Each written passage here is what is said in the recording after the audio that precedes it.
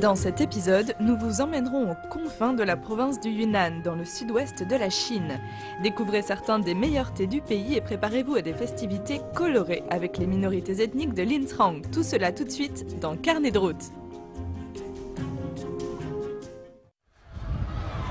Bien, nous sommes finalement arrivés à Linzhang, dans le sud-ouest du Yunnan. La journée a été épuisante. Parti de Beijing, il nous a fallu environ 4 heures pour arriver à Kunming. Ensuite, nous avons dû prendre un vol de correspondance qui nous a pris environ 40 minutes pour arriver ici. Et Linzhang est célèbre pour ses minorités ethniques, la diversité de ses cultures et de ses coutumes. Il y a beaucoup à voir. Nous sommes à la frontière avec le Myanmar, c'est passionnant.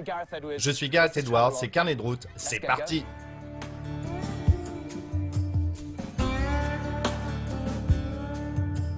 Notre voyage commence le long de routes assez difficiles qui nous mènent au district de Shuangjiang. On a décidé de faire un arrêt rapide ici parce que c'est une route assez chaoteuse dans ces montagnes. Mais nous avons quitté la ville et nous entrons officiellement dans le district de Shuangjiang, qui est célèbre pour son thé. Il est également célèbre pour ses 4 minorités ethniques. Assez parlé, allons-y!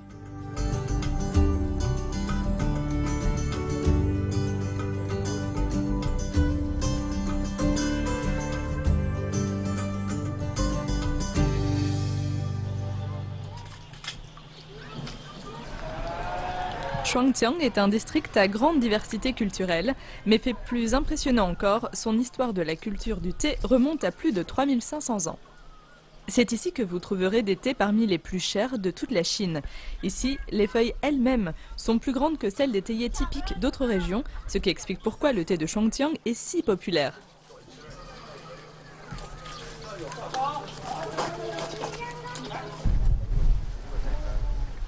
Étant donné que la culture du thé est inextricablement liée au quotidien des habitants de Shuangjiang, ce n'est pas difficile de demander à quelqu'un de vous le montrer.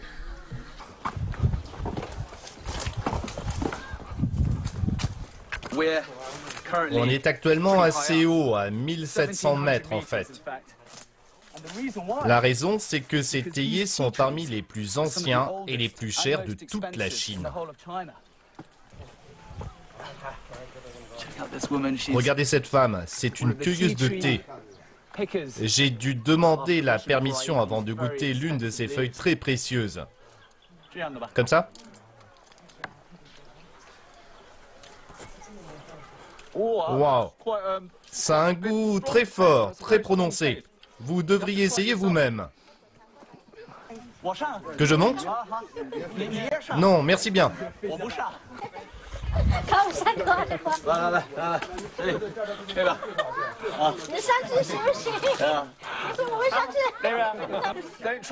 N'essayez pas de le faire chez vous. Elle monte assez haut. Je me demande si elle a une assurance. Ces gens font ça toute la journée. C'est certainement un travail où vous avez besoin d'une assurance. Rappelez-vous de tous les efforts que représente la cueillette de ces feuilles la prochaine fois que vous siroterez du thé de Shuangjiang.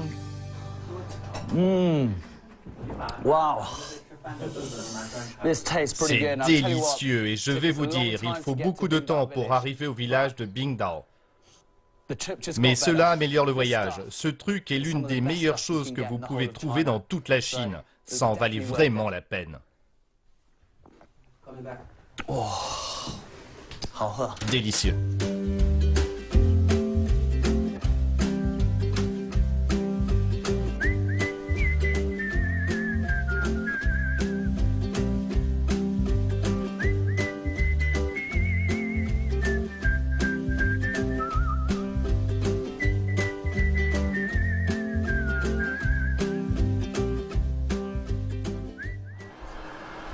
Notre prochaine escale est le village de Wanyao. Depuis plus de 200 ans, les familles de ce village se concentrent presque exclusivement sur une activité, la poterie. C'est ici qu'on trouve une ancienne méthode de fabrication de céramique qui a été transmise de génération en génération. Bien, il y a une forte odeur de pain ici et je pense qu'on utilise beaucoup de ce bois pour la fabrication des poteries, des porcelaines et de toutes les céramiques du coin. Il faut en utiliser beaucoup. Et ce four en particulier date du règne de l'empereur Tianlong au XVIIIe siècle. Et je vais vous dire, Il fait tellement chaud ici. Avant 2004, il nous aurait fallu environ 2 jours de route de montagne difficile pour arriver ici. Mais il ne nous a fallu que 40 minutes, c'est pourquoi je suis guigré aujourd'hui.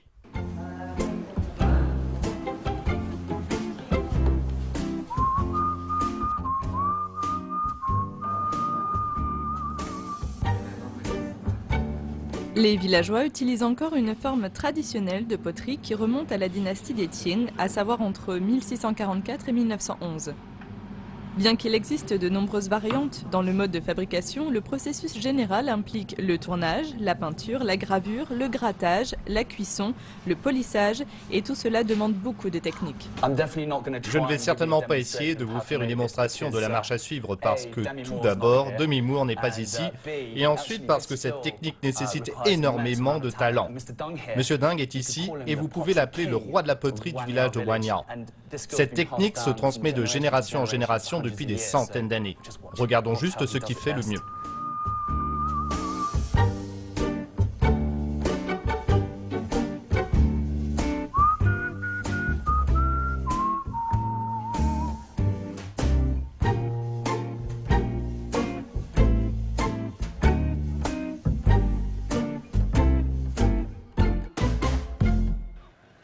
Tentant sa chance, Garrett demande à Monsieur Yang s'il peut le faire lui-même.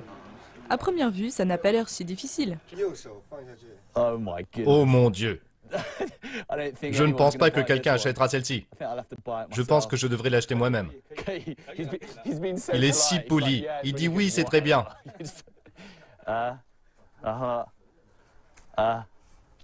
Ça y est, vous voyez?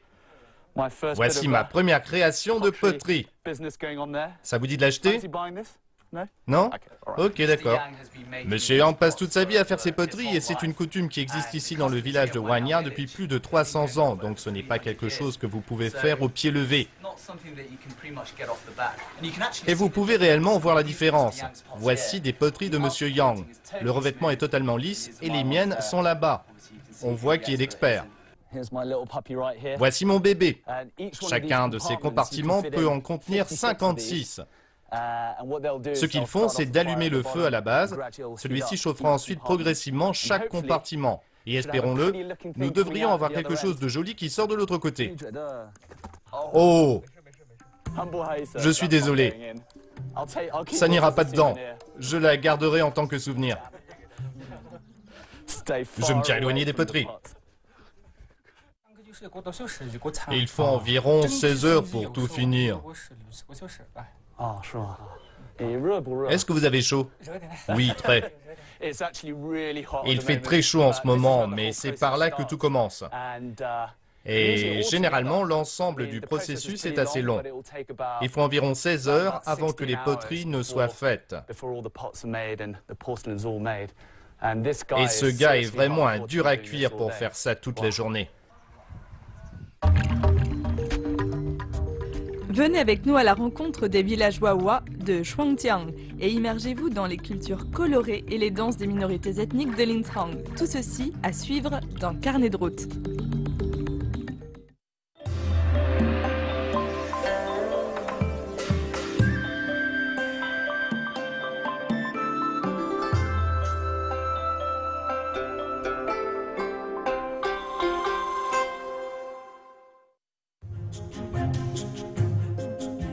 Dans cet épisode, nous vous emmènerons aux confins de la province du Yunnan, dans le sud-ouest de la Chine. Découvrez certains des meilleurs thés du pays et préparez-vous à des festivités colorées avec les minorités ethniques de Linzhang. Tout cela tout de suite dans Carnet de route.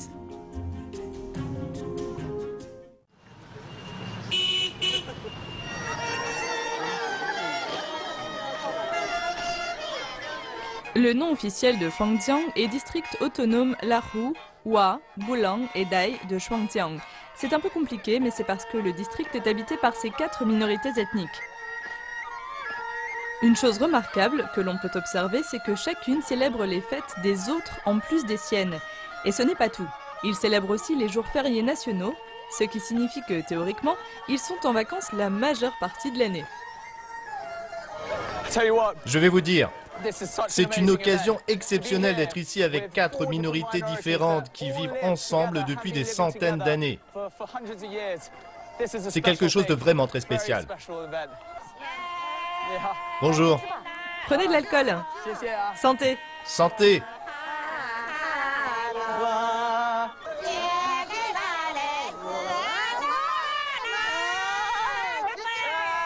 Santé. Santé. Merci. Des femmes de l'ethnie Wa.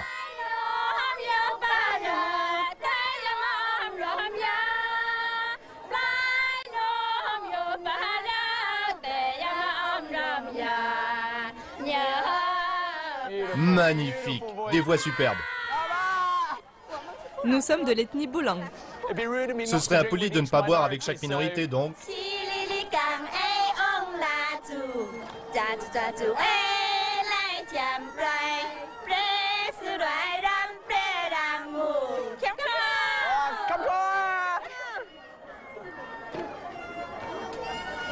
Merci à vous. Il y a encore l'ethnie Dai.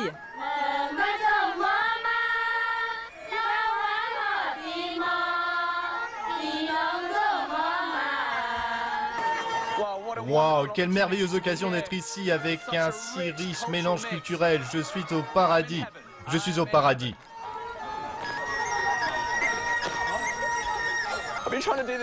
J'essaye de le faire depuis 30 minutes, je ne retiens pas les pas.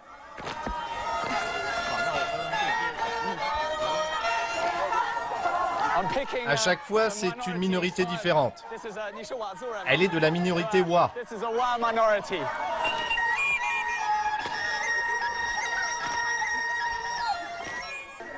Voici une autre minorité qu'on appelle la minorité Dai. J'aime leurs robes, elles sont très élégantes. Espérons qu'elles auront plus de chance pour m'apprendre cette danse incroyablement difficile. Ça a l'air très facile, mais c'est difficile, croyez-moi, c'est fatigant. Les Boulang sont généralement très bons aux percussions, mais ce n'est pas encore le moment de leur danse spéciale. Boulang, la Roua, Dai. Nous avons encore une larou. Les larous sont celles avec cette coiffe.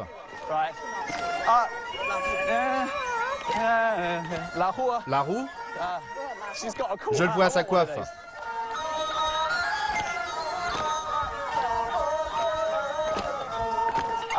Je pense que j'ai fait à peu près le tour de toutes les minorités ici.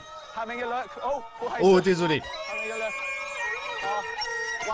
Voici encore des membres de la minorité Wa. Ils sont très importants parce que l'Insang est le foyer de la culture Wa.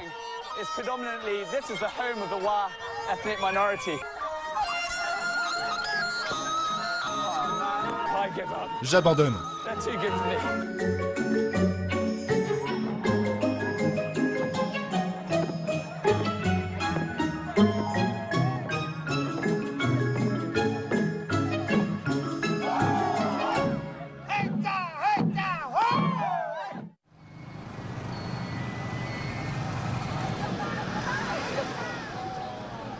Après une nuit de chant et de danse, nous voilà sur pied dès l'aube pour voir ce que Shuangjiang a à offrir.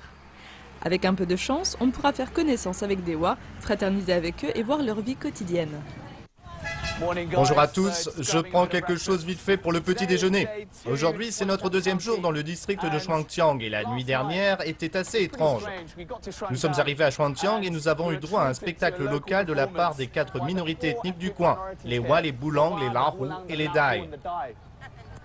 Et ce que j'ai adoré, c'est le fait que même si chacune d'entre elles a des traditions différentes, elles peuvent apprécier la danse des autres tout en exécutant la leur. Quoi qu'il en soit, nous avons encore beaucoup de choses à voir aujourd'hui. Allons-y.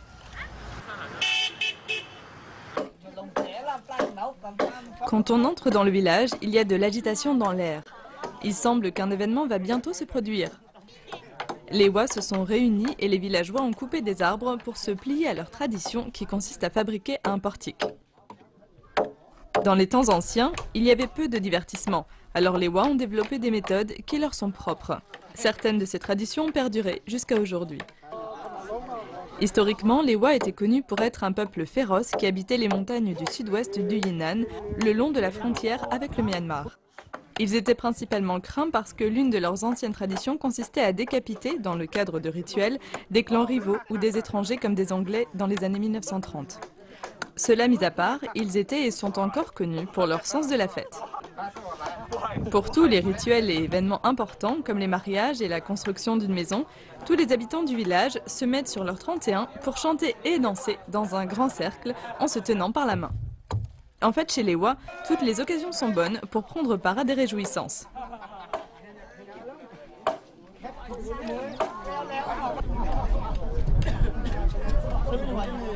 À l'instant où l'on entre dans le village, on devine que les Wa sont des gens chaleureux.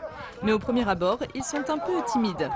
L'un d'eux nous offre une bière et dès la première gorgée, les villageois se comportent avec nous comme si nous étions des leurs. Même Obama saluerait cette diplomatie de la bière.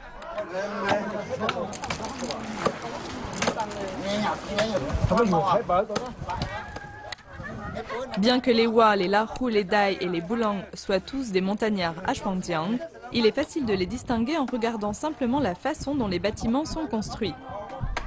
Les minorités vivent dans des zones homogènes, compactes, mais tout de suite, vous pouvez voir des différences en termes d'architecture.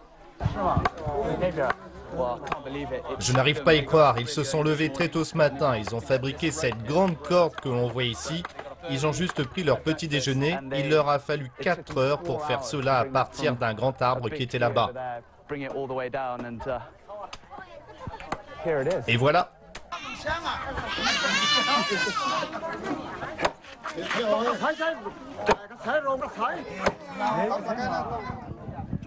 Dans la culture Wa, lorsque votre hôte vous offre à boire, il est de coutume qu'il asperge un peu le sol pour honorer la terre et l'univers. Voilà une bonne façon de commencer les festivités.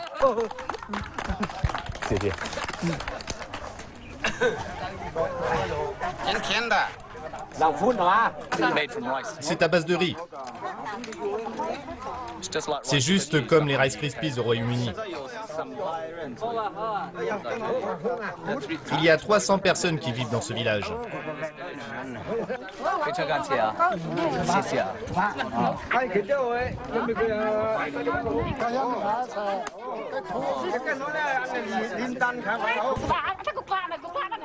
C'est un peu gélatineux. Désolé, je suis censé remuer d'abord. Waouh, c'est épicé.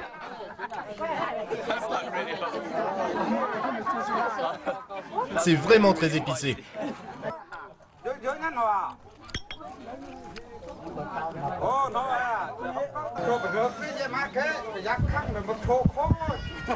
Est-ce que les Wa aiment boire? Oui.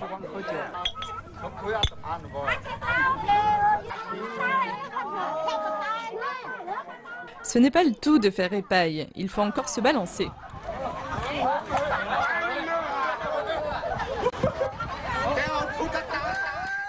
Naturellement, le premier à monter sur la corde doit être le chef.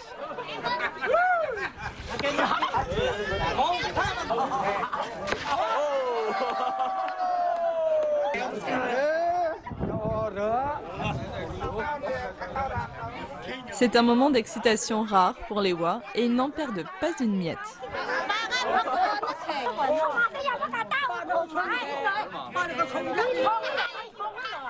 Même les anciens et les dames du village participent à cet événement spécial.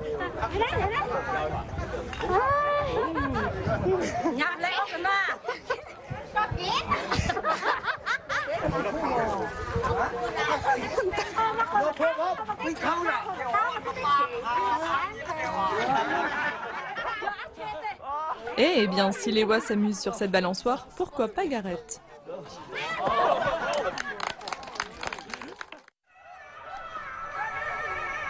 Avant de partir, les villageois insistent pour nous montrer l'un des passe-temps traditionnels des Wa. Il s'agit d'un jeu dans lequel on utilise une toupie en bois.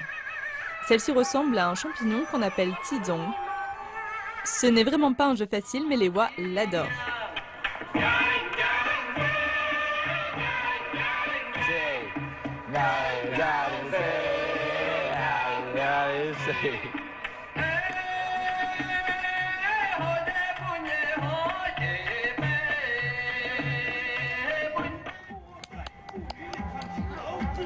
Le but du jeu est de faire tourner la toupie avec une cordelette et d'essayer de réaliser des figures, comme en la jetant en l'air et en la rattrapant au vol.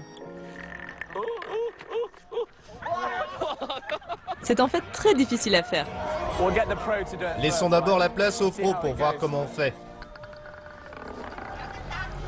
C'est magnifique.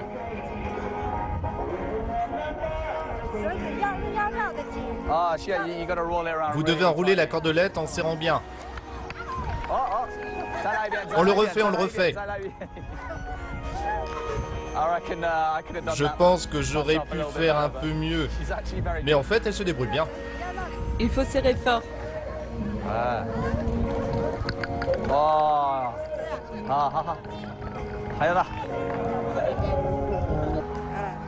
Comme ça, serrez fort.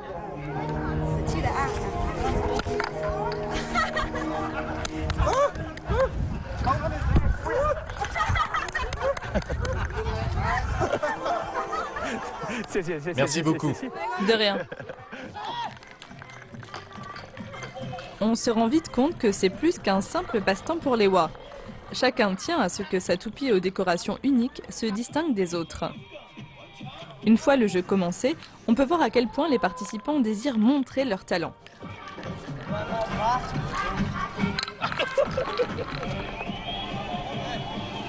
Et voilà. Le parfait exemple.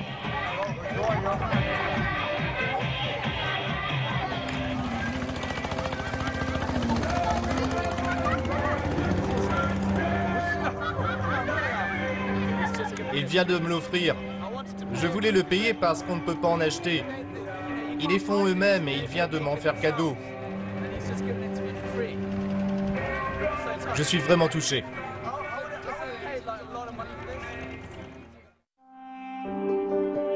À suivre, nous nous rendrons à Trang-Yuan, le foyer des Wa. Nous nous émergerons dans la culture authentique des Wa. Au programme, jeux à boire et dégustation de mets délicieux. Tout ceci dans Carnet de route.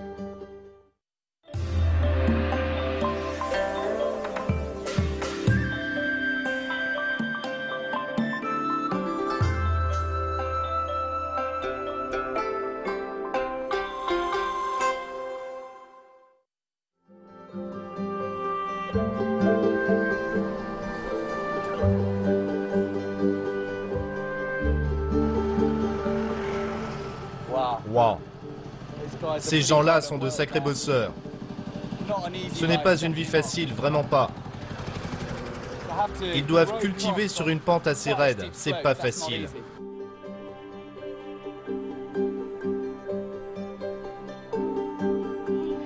En partant de Shuangjiang, il faut encore rouler 2h30 sur des routes sinueuses pour arriver à Trang-Yuan. C'est le foyer des Wa et c'est ici que vous pourrez trouver la plus grande concentration de Wa dans le Yunnan. C'est également ici que le festival du Monirei a lieu. Monirei signifie littéralement « toucher pour te noircir ». Traditionnellement, les Wa trouvent que ce qui est noir est beau et le but de l'événement est de le souligner. Je suis Gareth. Les gens semblent un peu différents ici et c'est parce que nous sommes dans le district de Trang-Yuan, qui est le foyer de la minorité Wa et se trouve à la frontière avec le Myanmar. C'est assez incroyable. On est ici depuis seulement 5 minutes, mais quelqu'un est déjà venu à moi pour m'offrir des cigarettes. Je ne fume pas, mais ces gens sont très sympas.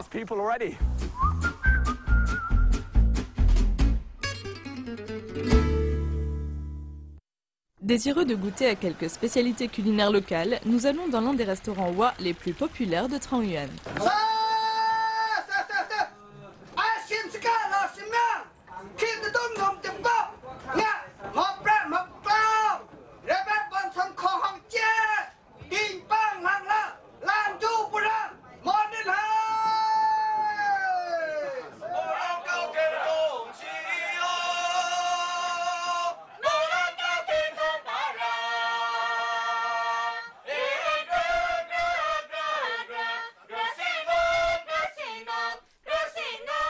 Les Wa adorent chanter et avant que nous puissions entamer notre repas, le chef Wa interprète une chanson traditionnelle.